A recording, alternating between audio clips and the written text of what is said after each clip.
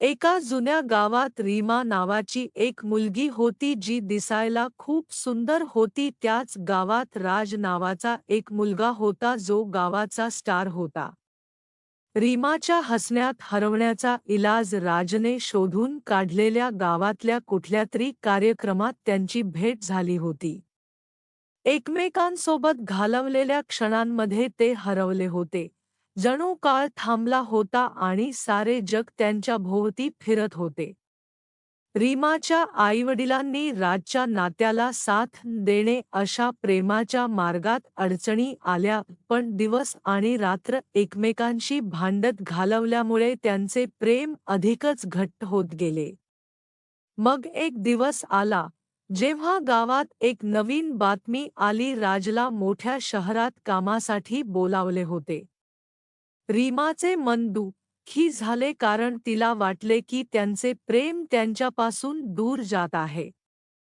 राजचेही मन दुखले होते, पण त्याला त्याच्या स्वप्नांच्या मागे धावावे लागले. वियोगाची वेळ आली.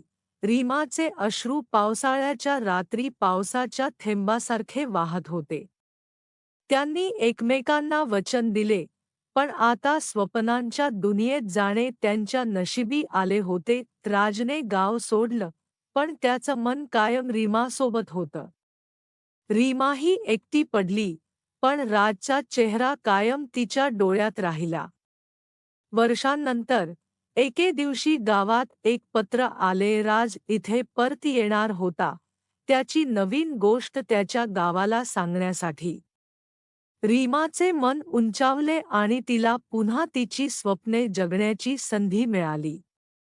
पण राज परत आल्यावर त्याने आयुष्यातून नवीन गोष्टी आणल्या. त्याने रीमाला योग्य मार्गावर नेण्याचा प्रयत्न केला, पण तिचे हृदय आता वेगळ्याच गोष्टीवर केंद्रित झाले होते. तिच्या स्वप्नांचा पाठलाग करण्याची इच्छा. रीमाने हात सोडला, कारण आता तिला स्वतःसाठीही एक स्वप्न होतं, गावाचं.